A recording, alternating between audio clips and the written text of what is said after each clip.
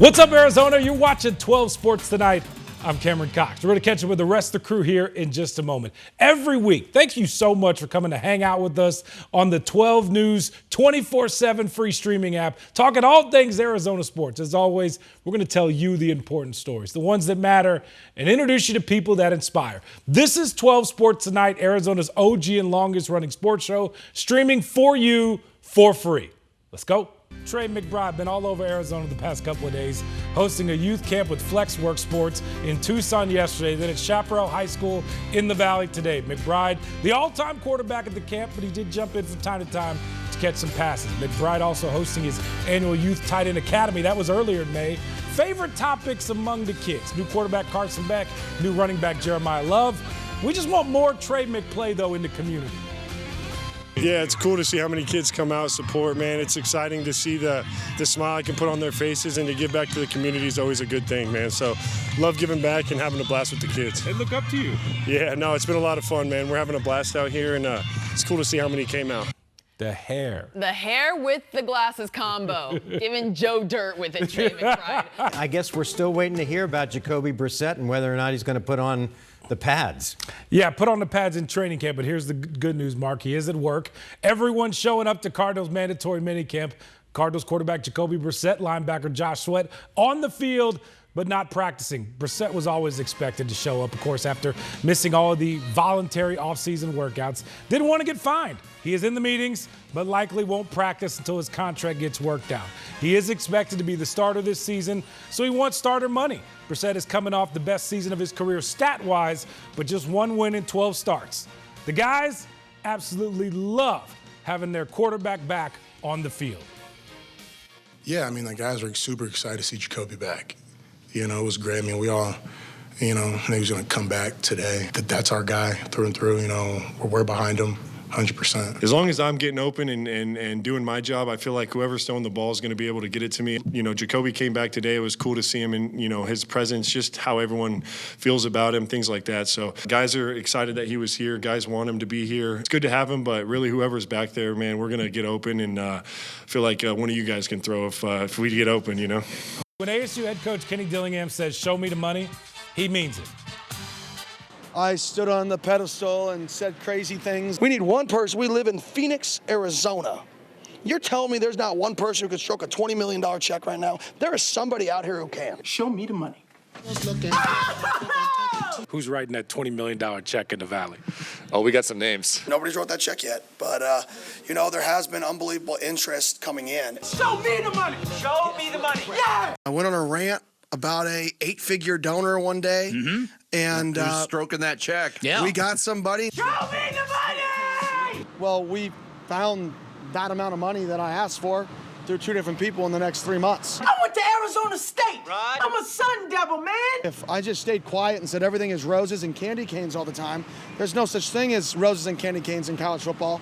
It's an arms race to continue to compete and get better. We're still not even close to where we need to do. We're just taking the right steps. Lena, if they ever make a Jerry Maguire 2. We got the Rod Tidwell casting locked down. Well, Dillingham, I'm just Chaparral saying, High School product. there might need to be an appearance from Kenny. Absolutely. You would have to throw him That's in a there gimme at some cameo. point, Yeah. right?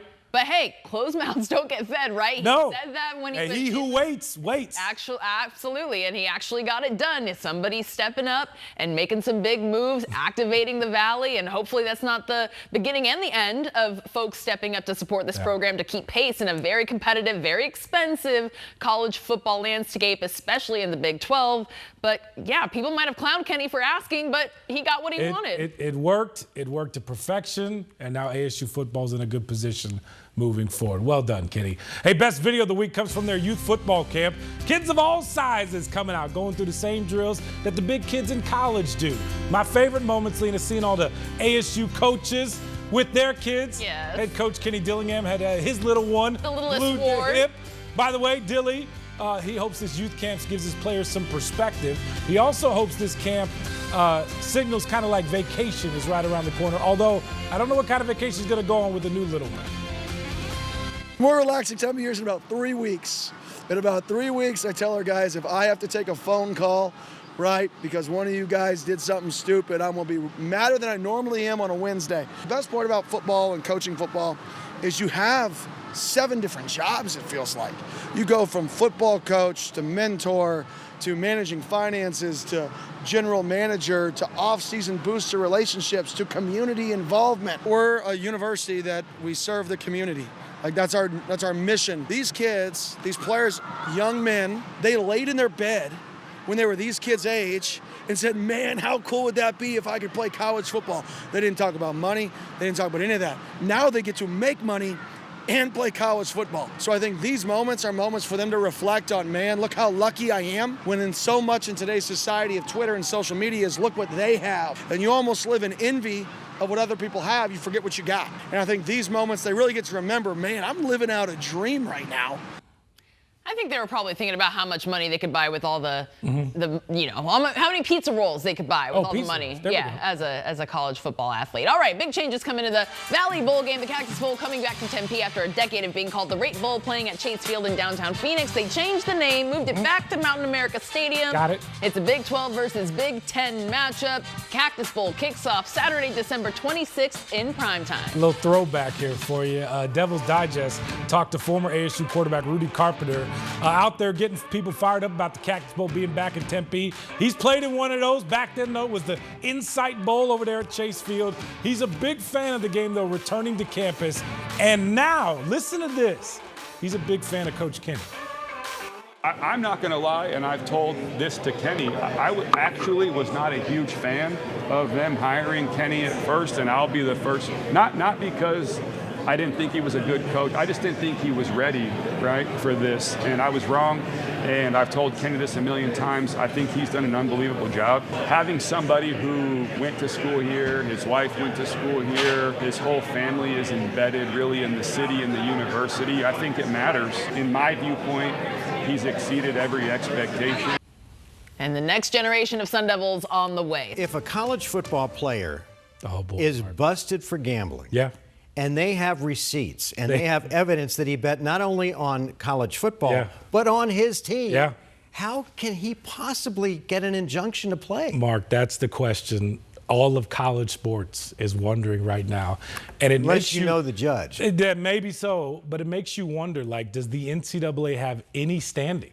Are there any rules? Can you literally break every rule, break the rule, take you to court, and get away with it? It used to be the other way. Now it's all gone. Yeah, let's get through this, Mark, and then we'll talk about. I mean, it's just kind of mind-boggling what today has meant in college sports. Here's the deal: Texas Tech quarterback Brendan Sorsby is eligible to play this season, despite getting busted for gambling. A Lubbock, Texas judge has granted Sorsby a temporary injunction to play. This after the NCAA suspended him for betting on college football. ESPN reports Sorsby placed thousands of online bets worth more than $90,000 over 4 years, including betting on games while he was a freshman at Indiana. Per NCAA rules, a single bet on your team is enough to trigger a lifetime ban, right? The NCAA strongly disagrees with the decision. They will appeal it. Get this, his punishment now, per the court ruling, is just a 2-game suspension. The proverbial slap on the wrist. What are we doing? Coaches, ADs across the country really stunned by this ruling. And there's a topic now of dropping Texas Tech from, like, the schedule. This from Georgia AD Josh Brooks to Yahoo Sports. I think there needs to be a serious conversation about not playing Texas Tech in any sport. Kansas AD Gene Taylor may be the most vocal out of all of this.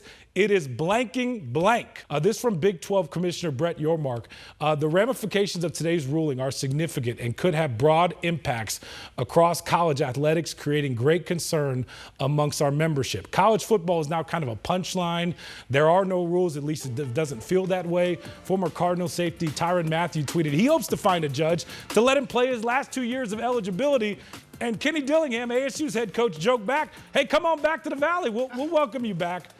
Mark, it just makes you wonder if the NCAA has with any standing whatsoever. Listen, we've talked about cases that have pushed college football to the brink where it doesn't even feel like there's any rules whatsoever. Today feels like it broke the back. Today feels like it's going to change the sport forever, because now it truly feels like the NCAA, all they are is 4 letters. Yeah. Everything else is up for debate, apparently. Gambling was the one thing, like gambling on your team specifically. Oh, my God. It feels like the one thing we all could agree on. Like, universally, people are like, to do that. if you gamble on your team, you gamble on your sport, you're gone. Plain and simple. All other leagues, 2 words. all other levels Pete would do Rose. it. Yeah, Pete Rose. All other leagues would agree with that, right? Today's ruling says maybe not. Yeah. And that's what's so crazy about it. What's being questioned all across college football, one, should they play Tech? Shame on Tech for like going along with this. They know he broke the rules. They know it's not right, and yet you're still going to do this. And where does it stop now? Can anybody challenge everything now? That's what the precedent that NCAA is setting today, and that's the tough part to realize. Yeah. It's crazy. No morals. No morals, Tram, and apparently no rules. And when does it stop? And the next kid that gets busted for gambling is going to say, guess what? Guess what? Yeah. Hey, look at the Follow guy the at lead Texas there. Tech. Yeah. It's not fair that I have to be suspended for gambling, Yeah. but he gets to play. And then, Mark, think about kids. What you're now seeing on social media is kids that have got busted for smaller infractions, right? Who are like, hey, what about me and the one bet that I placed and I got banned for life, or this and that? And what about when I broke this rule? Or schools, would you ever report something now? Because would you ever self-report that you did something wrong? Why would you? Why would you? When you could just take the NCAA to court and win. That's what today is kind of set, and it's made a lot of people question the future of college sports. Yeah. Because you don't know where it's going to end. And it's going to be serious moving forward how it all ends out. Here's the deal. The trial will likely be sometime next year after the season. So it will even matter at What that year point. is he? This is his last year eligibility. He's a senior? Yeah, last year. Just transferred to Tech. Yeah. Bad message. Now, D-backs fans woke up to seeing Ketel Marte's name trending on social media again. Longtime baseball writer Bob Nightingale reporting that Marte continues to frustrate segments of the organization for taking days off. Marte missed Wednesday's game against Shohei Ohtani and the Dodgers with some back and hamstring tightness. Yeah. Of course, they got rocked in that one. They did. I'm going to start by saying this. Marte is top 3 on the team right now in games played. This has been an issue in the past. We've talked about it many times. And I'm sure there are people within the D-backs that still have an issue with Marte asking for days off. But here's what I know. I know there are also many people within that organization that have his back and love him as a teammate, like his manager. Tori Lavelle joined us on D-backs on Deck to explain. Take us through the moment when Ketel Marte, after a day off, you were pretty fired up about why he took Wednesday off to have a moment like Thursday happen against the Dodgers. Yeah. What was that moment like? Yeah, it was pretty special. You know, I know Ketel so well. We've been together for 10 years. I know when he is really aching and he needs some time off. It just landed on Ohtani. I know everybody wanted to see that matchup, and that's going to happen for a long time. We know those moments are going to happen, and I just felt like it was going to pay us back handsomely in the future by us preserving him and keeping him healthy. And it was a special moment. You know, he jumped on a first pitch. Look at him smiling. It's so great. It It's all so paid great. off. It's so great. And you know, he hit the ball, and he sent me the video of it last night. Ketel and I have a very different, special relationship. Sent me the video, and he's like, "Hey, man, thank you for supporting me this way. Thank you for this moment." And the photo was of the entire stadium looking out, watching the ball, and he and I had contact with one another. And I was either pointing or I had my hands up. You and him locked eyes. We locked eyes, yeah. And you had your hands up. Yeah. You didn't even like write the lineup or whatever, your note down. Yeah. You just threw your hands up in the air. I thought it was a great moment. It was a great moment. I have a lot of that with him, and he's such a special human being who means a lot to me. In that moment, do you think like, we know what we're doing? It worked, right? A little wink. Right. Yeah. The day off worked, right? I want to believe so. You know, I want him to play every day. I want everybody to play every day. I want to win every game, but sometimes it doesn't happen the way you want. This team is built a certain way, and we got to keep players healthy. But yeah, I mean, wink, wink. I'm glad it happened the way it did. I think at the end we won a game because he had a day off. Yeah, we have some World Series champions in the building. Tony Womack, Yeah. Steve Finley. What's your relationship with them, and what does he mean? What do they mean to this organization? Well, you know, that banner up there is hanging because of those boys, and we want to duplicate that, and it's inspiring when I look up there and see it. So I played against Tony Womack for a long time. I played with Steve Finley, specifically 1 year in the Alaskan Summer League. Wow. So what? Yeah, the Alaskan Summer League. I love that we get these factoids. Oh, it's so great. Because you failed to, I think Kurt Schilling, you dropped Play that nugget on us too. Yeah, played with Schill. And so I was in the Alaskan Summer League. He got drafted by, I think, the Houston Astros. Orioles. And then he went to the Astros. And then he ended up leaving midsummer because they signed him, and he left a legacy there at North Pole. He's a really good player and a great teammate. What did y'all do in Alaska? What was that like? Yeah, you lived in Alaska. I lived in Alaska for what 6-8 weeks, right? Yeah, you go. Would you go catch your own dinner? Was it sunlight out or dark out it during was that time? Full sunlight. We played a midnight sun game. We played a game starting at midnight. It was hard to get sleep. I'm not going to lie. You did a lot of fishing and a lot of bonding with the boys, and that's where you get to know different guys. So I saw Finn in there. We talked about it and reminisced and gave us a chance to remember what it was like up there. We heard your party was a success. We had a really good time, a very good time. Kristen does a great job. There was two zebras, there was a camel, and everybody came. I think the highlight for me, Evan Longoria and I and our families have begun and maintained a friendship through his year that was here. So he gets a like a silver invite. He comes anytime he wants. To watch him and Nolan Arenado standing in the same space having a conversation, for somebody like me, like a baseball fan, I really enjoyed watching. You had to wonder, hey, what are y'all talking about? I didn't want to oversee or eavesdrop. I gave them their space, but I was in a really good spot when I saw that. It's a lot of fun. For those that don't know, Torrey always throws a big party at his house. Yeah. Invites everybody, invites half the zoo too as well. I heard some of the kids got involved with the animals maybe. I saw the youngest Kelly kid. Oh my God, did you see that video? I did. Bree and I go back, so unfortunately I did see what happened to little Hayes. Oh my God, it was heartbreaking to watch it, but everybody got up, dusted off, and it was a good moment. The cow did not want him in that territory. It's like, get out of my space. Yeah. Torrey, what do those moments mean to you that you and your wife are able to, done that for a while now, no matter the team, no matter what's going on baseball-wise, to have everybody over? How special is that? It's great. It's great. We believe in family. We believe in, the synergy and the energy of the group playing together and being together. Connected Team is a dangerous team. And we invite, husbands, wives, children, brothers, sisters, moms, dads. It's anybody connected with a baseball player. So they can't give me an excuse not to come. My parents are in town. I don't buy it. No. I'm just like, bring them. Yeah, Let's go. Come on. We'll get more food. Well, yeah. So the food is great. The vendors that we bring in are great. We have a great cornhole tournament. We have fire dancers. It's a very tropical thing. It ends up being a really special night for all of us. I love that. Do you get on the mic at all? Is there karaoke involved? Like, what's Party Torrey looking like? Because we know what celebration Torrey we can cue up some of those videos from the clubhouse after winning the series. Sure. It's very similar. Frank the Tank comes out of me. So I love it. I can turn out. I'll tell you what. Can. We win a World Series, I will sing you guys my favorite karaoke song. I love that. They played Party in the USA earlier. I remember that was your That's my song. That's your jam. Throw up in my hands. Can't wait to hear that one day. And how cool was this? World Series champs Tony Womack and his teammate Steve Finley joined us for an extended conversation on D-backs on Deck last Friday, just a couple days ago, turning back the clock 25 years. I'm too old to play, so I'll let Fins handle it. Yeah. Watching, you always think you can go back and play, face these guys. I look at these guys nowadays, I have no chance. You mean center field's not calling your name? Well, I could take 2 steps and pull a hamstring. That's about it. Guys, obviously when they bring you back, everyone brings up that team. What's it like to still remember it? People still honor it all these years later. And, of course, the D-backs are celebrating the anniversary. 25 years. Yeah. We're blessed and honored to still be on this side of the world, and I miss my bros. Oh, it's awesome. Yeah. Steve, you miss them too? Oh, everybody. Yeah, we keep a 01 team text chain, so we're always giving each other grief and everything else. So it's good to see these guys going back in the clubhouse. All the same guys are still there. I mean, that's just unheard of in baseball. Sure. All the clubhouse guys, everybody's still the same. So I said, stepping back in here, the only thing that was different was the colors. Yeah, that's true. You were like, hey, that's my old locker. This is something all in there. It's great to get back here and see everybody and celebrate this thing we did in 2001 that was fantastic for everybody. Yes, as someone who grew up here in the Valley, I mean, just what you were able to do for the city and what it means even today is its special legacy is cemented. But when you come back to this ballpark and you think about that run and what it took to get there, what stands out to you?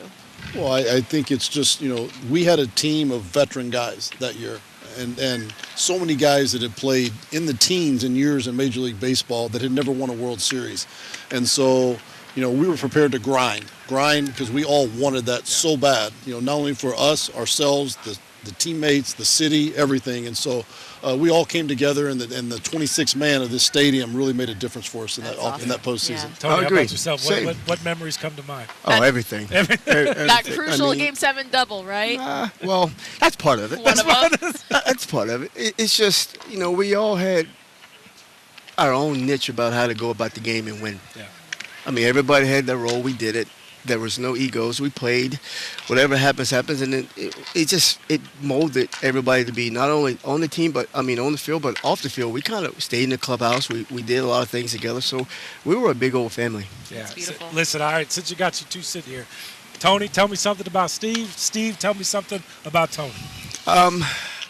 I told him earlier, but I'll bring it up, and nothing against the kid that was playing center field last night that the ball dropped. I said, Finn, you would have caught that ball easily, man. It's just, I learned, I first got traded here, I had to play right field, and that was my center fielder, and once he found out I could play right field, he started telling me, hey, I'm going to shift over to Gonzo's side because now you know how to play right field. For me, it gave you a little bit more. Well, no, it became a little easier because, I've been an infielder my whole career. So going and doing that because, Colangelo said this is what we needed me on the spot. I can go to right field for us to win. Finn was like, all right, well, once you learn it, okay, now you've learned it. Now you go there. So this guy here, if you want to learn outfield, if you want to be something special, there he is. He's the example. Yeah. Oh, my gosh, bro. The example. Yeah. Steve, tell us about Tony here. I mean, Tony was our dynamic leadoff hitter. I mean, I remember in Game 6, I got Pettit's pitches, and I called everybody in. I said, Tony, you got it out of the stretch. You got to get a hit to lead off the game, and he did. He got on base, and we just torched him. But Tony was always a guy that found a way to get that hit when we needed it. You talk about the hit in Game 7, the hit in Game 5 against the Cardinals. Sure, Correct. We don't get there without that. So he was always that guy you wanted up in that moment when the game was on the line because he had this incredible focus. He could just get the job done. Gonzo was saying every time he looked at Tony, he smiled. Mm-hmm. He just smiled. Well, because I had to go all the way to left field to catch balls. Or I had to go all the way to left field to make sure. That's because Gonzo wasn't moving, right? He knew you had his back. He had 2 steps to the left, 2 steps to the right, 2 steps to the front, 2 steps to the back. Gonzo, I love you, brother. You remember we used to yell when Gonzo would throw infield, right? Cambio! Gonzo, we love you. Yeah, we love you guys. We love you, I texted him. I told him we had you guys. He said the same thing. That's my brothers. I love them very much. Yes. I mean, listen, 50-plus home runs that year in 01? 57. I MVP, right? Yeah. I mean, that dude did everything. And go fitting, yes, I got the hit to get us where we were in Game 7, but who was the man that was supposed to be there at the end, right? At the right time. At the right time. What did you see through your eyes in that moment? Do you remember? Yeah, it's easy because once I saw Joe Torre bring the guys halfway in, kind of I was like, you got to think about it. Mariano on lefties, he busted everybody. So all the hits were like bloop hits, if they were any, right? Yeah. So I was just like, bro, do what you do best here, right? Yeah. He said he knew as soon as it left his bat, it was going to fall right over them. Because again, once you bring us in, that's that little area. And plus, for me, and I always just say this, it's karma. I lost my dad that year, so my dad picked that ball off of Gonzo a little bit. Just threw it out there a little bit. So that, we're going to do this together, brother. Steve, how about through your eyes? What do you remember seeing in that moment through all the madness? Well, I remember just sitting there, after Council got hit, I was like, we got our guy at the plate, our MVP. This is it right here. When they pulled the guys in, and understood why, because Rivera gives up bloopers, but he also gives up a lot of jam shot ground balls. Right. And you got to play the odds. You're never going to throw a guy out with a jam shot ground ball playing him back, but you can get back to maybe catch a short enough blooper. So they just played the odds and they lost. And so I don't know. It was the perfect blooper. And I told Gonzo, I go, we used to always say, somebody hit a blooper, hey, man, that's a line drive in the books. Correct. I said, Gonzo, that will always be a blooper just beyond the infield. They even painted the spot. I know exactly where that spot is. You know what they should, right? They should put a little marker out there in the field. That's the only time we ever told Gonzo that's not a line drive. That's not a line drive. And it's the best blooper in the history of the game for us. It sounds like you guys could still hack it, or coach maybe a little bit, right? Oh, we hack each other all the time. That's we just part of the game. We can't show you the group thread. We can't. No, because I've heard Gonzo bring that up before, but we can't see it. You will not see it because we weren't on that team. Yeah. Well, no, it's us. It's us. It's us. It's the brotherhood. Yes, absolutely. When you look out to this field, this team, have you been able to interact with some of this current roster, and what would be your message to them? And as some of these young guys are embarking on their MLB careers, just getting their starts. It's a little different for me. I think these young kids just come in like I did, just play. Yeah. Know your strength, play to your strength, and work on your weakness. That's the only advice I would give them because, I did it for a long time. I knew what my strength was, but the 75% was working on my weakness. The other 25, just make sure I'm strong in what I'm supposed to do. Yeah. Just stop working on your strength. Work on your weakness. So now there's really not a hole, or whether it be offense, defense, base running, whatever. Just work on your weakness to make you strong all the way around. Yeah. Steve, what about you? You look at this team. I like the team. I like the way they play. They play the game hard. I love Perdomo. He's like one of my favorite players to watch on this team. Just the way he goes about his business. So he grinds out every bat. He puts the ball in play. He plays great defense. When I played, I did a thing. In my mind, I called it add-on. So it's a unique game where they're always looking for somebody cheaper and better than you to replace you. Yes. So if you're not continually getting better, then you're going to be gone. So every year, I had my skill subset. Now I need to add something on to improve my game, add on, but also maintain that same skill set. So every year you're adding on. And as soon as you quit adding on, then you're probably gone. I mean, you're hearing from a Gold Glover and an All-Star. That's pretty good advice to take with you in your back pocket. Steve, Tony, we got about 30 seconds left. Any message you want to say to D-back fans out the door? Best fans. I remember the white towels waving. Iconic. It just couldn't hold us back going out of the dugout on the field. The best fans that year, best fans still love the Diamondback fans. The walls seemed to shake then, Tony. Oh, it's still shaking, to be honest. I think what they did when they saw Rain to go to the bullpen in Game 7, man. that was we're still getting them right now. So the fans were, I know Seattle where they had the 12th man or whatever, but we had that in 01. The 26th man, I like that. And that'll do it for us. Thank you so much for watching 12 Sports Tonight on the 12 News Free 24/7 streaming app. I'm Cameron Cox. We'll see you back here Sunday night for the best sports coverage in town. Here's the lineup. Arizona's #1 sports show, 12 Sports Locker Room, right after Sunday Night Baseball, right here on NBC. And then, of course, 12 Sports Tonight at 10:30. Good night. God bless.